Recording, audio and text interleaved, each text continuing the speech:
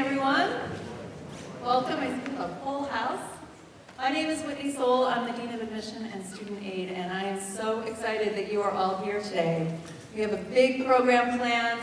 We hope you have a really great time. Before we get started, I want to let you know that this program and a lot of the programs today are being live streamed. So when you ask questions, we're going to try to get a mic to you so that people who are listening in on the live stream or to the recording can hear the question, and also for you to know that your questions are being live streamed and recorded. So that detail out of the way. Gosh, there's just people everywhere. I have a couple things I want to say before we get into programming. One of them is, you may have noticed that there's some snow outside. Don't be scared about that, because that's on purpose. So this is what happened. We're a college, right? So everything is up for review, study, debate. So yes, well actually last weekend it was spring here. People were in shorts. We're like, can't have that. We've got people coming who always ask us, what's winter like in Maine? So we brought in the snow. It snowed Sunday night, Tuesday night. Had a completely snow-covered yesterday. It was a little bit colder and windy. So yesterday's visitor were control group number 1, coming to visit when it was really felt like winter. For you guys, you're group B. There's a little bit of snow, so you still get to see what that's like, maybe throw a snowball, but you're also seeing some green grass. So we're going to be able to study this group A. Are they more likely to come to Bowdoin? Or group B? So we'll see how that turns out. For those of you who are in the room, how many of you have already committed to coming to Bowdoin for next year? Keep your hands up. It's a lot of people. Look around, because those of you who have your hands up, you are looking at your classmates, potentially roommates, some best friends, so some study partners. So that's your new crew. So make sure you introduce yourself to one another. Those of you who have not yet decided, raise your hand and hold your hands up. All right, those of you who've already decided, these are the people you need to talk to. Thanks. So I just want to say it was an absolute pleasure for my staff and for myself to read through your applications. There were about a little over 9,000 people who applied, and we read all those applications and we think about you personally, and then we picked a very small number of students that we could admit, hoping that you would come join our community. What we're doing today is trying to show you what Bowdoin really is so that you can try it on, get your questions answered, try to imagine yourself here, for your parents to try to imagine you here, and to make a really good decision about where you want to be in the next 4 years. Your next 4 years are going to be about your academic work, absolutely, but it's also where you're going to be a person with friends and activities, trying new things. And so you want to make sure, as you spend the day or the night here, that you have a chance to think about those things too. There's a lot of programming today. We hope you'll take advantage of as much as you can. Some downtime, some chance just to chat with Bowdoin students, but also to really ask questions through the programming that we've provided to help you get a good sense of Bowdoin. Okay, on to business, because you don't really need to hear from me. My work is done. Who we have with you this morning is President Rose, and I really love introducing President Rose because he's a wonderful example of what a liberal arts education can do. When Clayton was an undergraduate, he was at University of Chicago. He got his MBA at University of Chicago, went on into a couple decades of the world of finance, changed his mind about what he wanted to do, went back to school, got his PhD at Penn in sociology, particularly studying issues of race, then became a faculty member at the Harvard Business School, and from that became a college president here at Bowdoin. And we're really grateful he made that last career choice. But I'm quite certain that when Clayton was an undergraduate at University of Chicago, he was not thinking, you know, someday I'm going to be a college president. And before I get there, I'm going to do these other things. So when you think about the academic experience, and you listen to questions this morning, remember a story like this, that what's ahead of you, you can't imagine. So you want to think about, you know, sort of what steps are going to be there to help me move through the choices that come my way. So with that, I'll introduce you to Clayton Rose.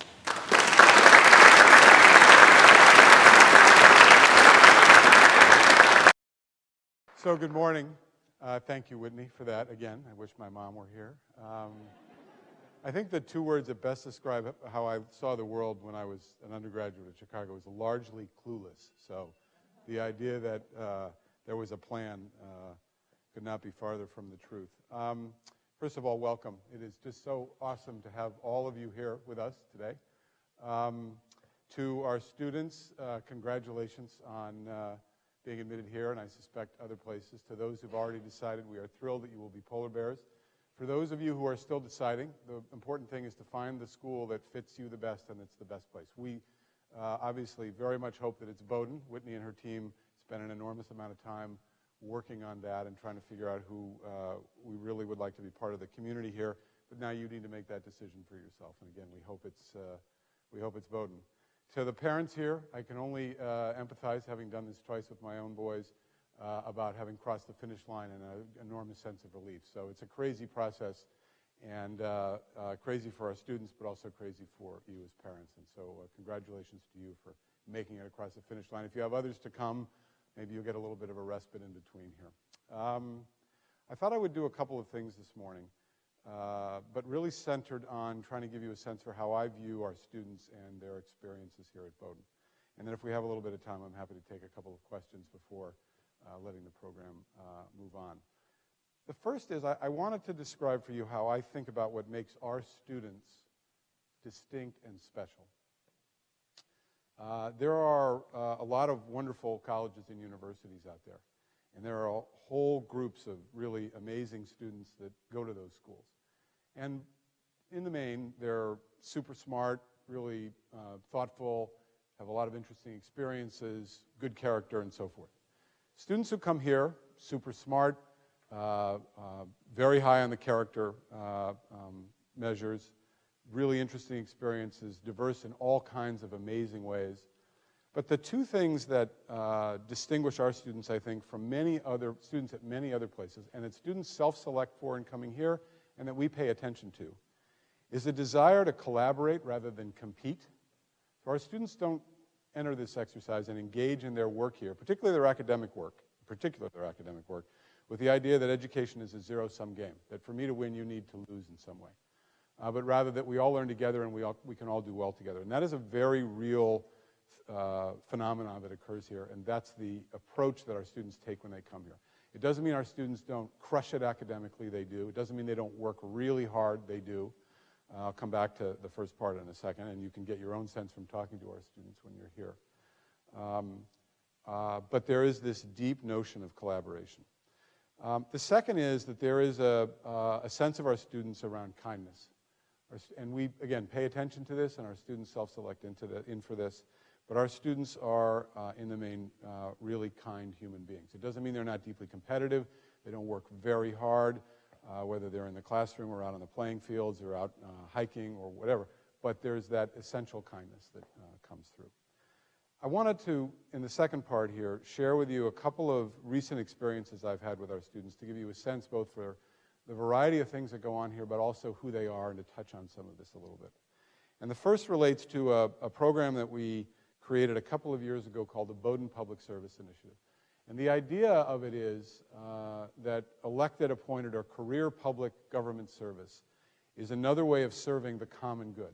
I suspect all of you, I'm thinking about our students now, have spent time understanding Bowdoin and how essential to who we are and what we are the notion of a common good is, articulated in his inaugural address by our first president, Joseph McKean, in 1802. The Bowdoin Public Service Initiative has several aspects to it, but one of them is that on spring break, we take a group of sophomores down to Washington, D.C. to engage in a week of conversations and discussions and work with leaders in the three branches of government and organizations that work in and around the three branches of government. This is more than just a get on a plane, go down to Washington, and come back. They do 6 weeks of extracurricular work in preparation for that trip to understand the issues of the day and the way that government works at a very detailed level with speakers on campus and readings and preparation that they do. Then they go down there and they engage in a very deep way. And they invited me, I happened to be in Washington that week, they invited me to come to their first meeting on the Monday of the week that they were there. And it was with former Secretary of Defense and former Maine Senator William Cohen. So go big or go home is the way we think about it here. Bill is a remarkable alum of the college and has had a remarkable career of service and leadership in this country and around the world. He scheduled an hour for them. He gave them an hour and 20 minutes. His staff was climbing the walls by the time it was finished, trying to get him out of there. And our students, we sat around a conference table with him. I sat kind of as a fly on the wall in the corner. They asked the most remarkable questions about all of the issues that are on your minds and our minds today, and followed those up with detailed follow-up questions, and had a real conversation with our alum, but this individual who's done so much to shape the world that we're in today. And then they went from there over the course of the week. I happened to be visiting our two Maine senators 2 days later on Capitol Hill. They were there in the in-between day, seeing each of them. And both of our senators said, independently and without prompting from me, how thoughtful and amazing and relevant the questions were and how engaged our students were. So that's story number one. Remarkable to see our students in the halls of power going one-on-one in a thoughtful, respectful, focused, and real way with individuals who are making the world go today. The second is around athletics. Those of you who have followed Bowdoin athletics may know that our women's basketball team is a perennial powerhouse. Last year, the team made it to the final game of the NCAA Division III championships in Rochester, Minnesota. This year, they went to the Final Four again down at Bowdoin College. And I went down there as well on spring break and was there for the semifinal game, which they won, and the final game, which unfortunately this year again they lost. But for many weeks this year, this team was ranked #1 in the country. Their coach, Adrian Scheibels, was named the D3 women's basketball coach of the year. What was remarkable to watch about our women last year and this year is the character that they exhibited throughout both seasons, win or lose, the determination, the resilience, the teamwork, the desire to play for themselves, and the way that they worked with each other. It was the best of student athletes and the best of students. And for me, one of the most remarkable moments of the year was after the loss in the final game, and the students were obviously crushed. They worked incredibly hard to get there. We had a reception. We hoped it was a victory reception, but it wasn't, with parents and fans who were there and some of the rest of us. And the team came in after spending some time together in the locker room, and they were remarkable in their poise and having collected themselves. But Adrian gave a little talk, and she talked about how in the locker room, 10 minutes after they lost this game, one of our juniors got up and said, "I want to tell you what the definition of fearless is. Fearless is working incredibly hard last year and having our heart broken in the final game, and then coming back this year and deciding that we are going to commit ourselves, go through all the work and the sacrifice to have the possibility of having our heart broken again." That is a remarkable thing for a 20-year-old man or woman to get up in front of their teammates and talk about in the midst of this crushing defeat. And it speaks again to who our students are and what they are all about. The third is taking us now to theater and dance. Just before spring break, my wife Julianne and I went to a theater and dance department production of a play called Sweat, which was written, some of you may know it, just after the financial crisis in 2008, 2009. And it deals with economic dislocation, issues of race, income inequality. It's very hard stuff. The language is really hard. The issues are really hard. It was one of the most remarkable productions I have ever seen anywhere, on our campus or off our campus, New York, whatever. All the actors were our students. They completely embodied the characters that they were playing, and they did it in a way that was very real, with material that was incredibly difficult to work through, to say, and to make part of themselves. And then the technical aspects of the production were done by the students as well, under the direction of one of our faculty members. Remarkable to observe. And now in the fourth, I want to brag a little bit on our students and their academic accomplishments. And I talked about the idea that we're collaborative, but this does not surrender in any way. Amazing hard work over an extended period of time and a real desire to do exceptionally well on the part of all of our students. We have been, for many years, one of the leading producers of Fulbright scholars of all colleges and universities in the country. And Fulbright scholarships are one of the more prestigious awards that can be given. That's the absolute number of Fulbrights, not a proportion of your student body. But against all colleges and universities in this country, we rank 1, 2, sometimes 3. But this year, I think we're number 2 in the country. Watson Fellowships are awarded to juniors towards the end of their junior year to be given to them when they graduate for a program of travel and intellectual engagement and social and policy engagement over the year after they graduate from college. And it's a $30,000 fellowship, among the most prestigious in the country. This year we had 3 Watson Fellows, and we are the only college or university in the country to have 3. And then yesterday, Praise Hall, class of 19, who is studying abroad in Rome this term, is a junior, was awarded a Truman Fellowship. And Truman Fellowship, a Truman Scholar, again, ranks up there with the Marshalls and the Rhodes in that kind of category. She's the second Truman Scholar that we've had in the last 2 years. So our students are doing remarkable things academically and in the kind of external environment which recognizes and rewards the work and the sacrifice and the accomplishment that they put up on the board. The last thing I want to just touch on is if you have a chance today on your phone or on your iPad, go to the website and go to a story about that we put up yesterday about 4 women of color who graduated from this college in the last few years who are all going off to be physicians. And it's a story about their journey to Bowdoin, through Bowdoin, and why medical school, and what Bowdoin, their experience at Bowdoin, and how that shaped them. It is, for those of you interested in medicine and science, it's got some relevance. For the rest of us, it's just an amazing story about 4 of our students and what they have done, and the notion of what Bowdoin can do and a Bowdoin education can do. So with that, I'll stop. I'll take a few questions if folks have them. I'm happy to talk about anything that's on anybody's mind. And if there's somebody behind me that I missed, you can whistle or something. Questions? All right. So I'll ask the first question. So President Rose, what's the most memorable event or moment of the year for you? Well, that is a really good question. Thank you for asking that. So that's hard because there's so many great things, and I just went through several of them. But for me, there are 2 moments of the year that are always the most emotional and the most poignant for me. The first is move-in day. August 27th this year will be move-in day. Julian and I always walk around. You will see us in each one of our residence halls, meeting parents and students, and occasionally picking up the odd box here and there. I'll tell you a story about that in a second. But it's just it's such a transition for life. We remember it so vividly for our own 2 sons, and it's a really wonderful day. And then on the opposite end of that is graduation. And if you don't get suckered into the emotional relevance of graduation and how powerful it is in the end of this 4-year journey, then you have no business being a college president.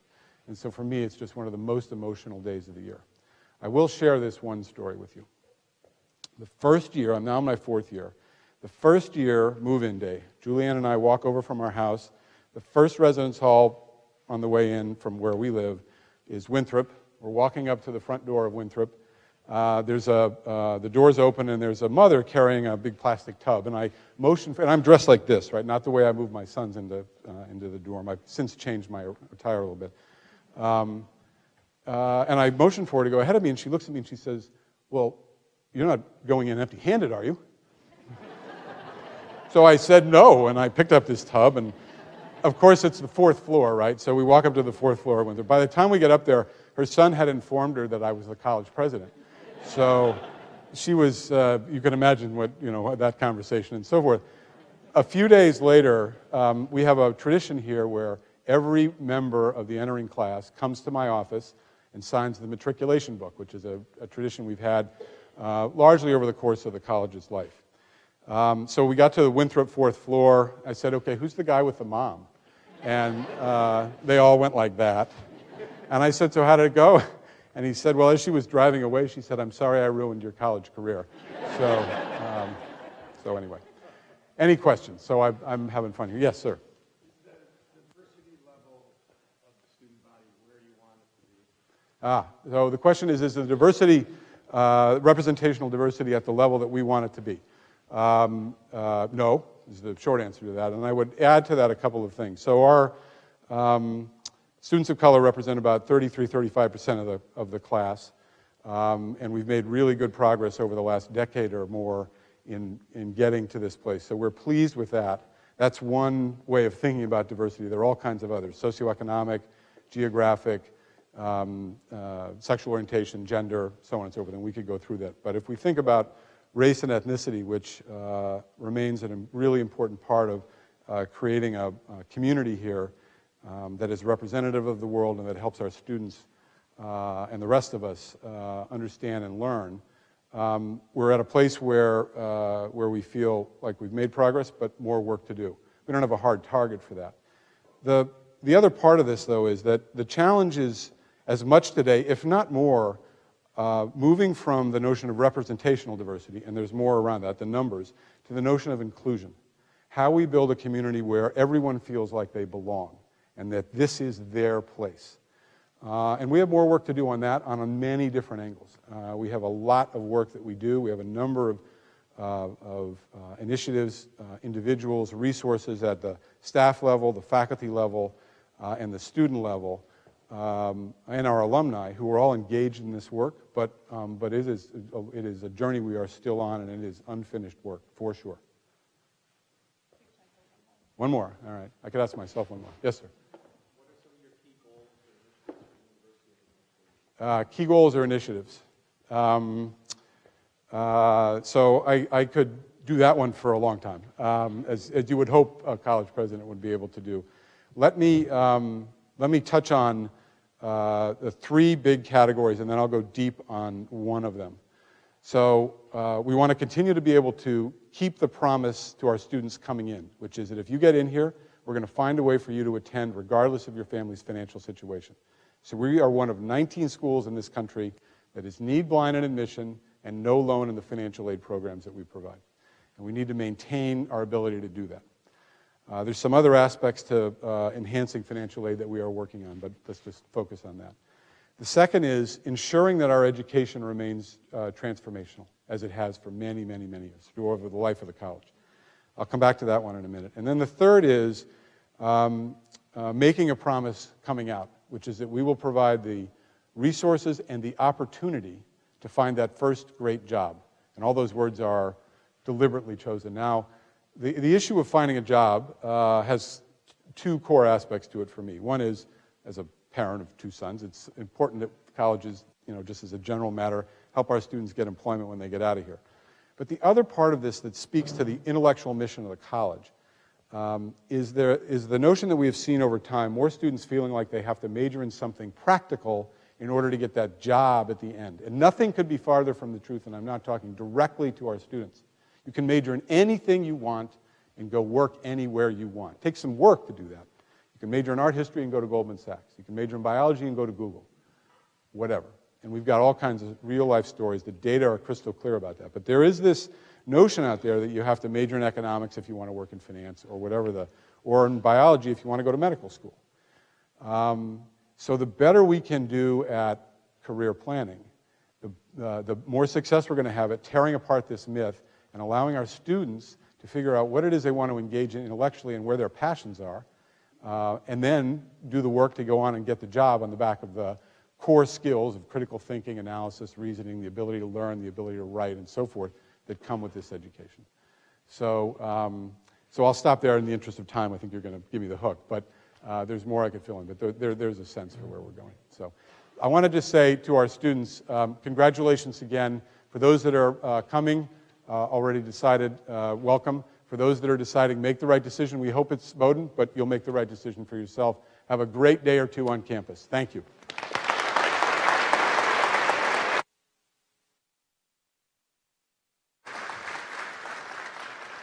Okay, so next up in this room is going to be a conversation with the deans, with the Dean of Academic Affairs and the Dean of Student Affairs. So if you're interested in that, you can stay where you are. Those of you who are planning to go to a class, we have people ready to help you get pointed in the right direction. If you want to head to that, classes start at 9:35. So we're just going to take a couple-minute break, and then we'll start the session in here. Thank you.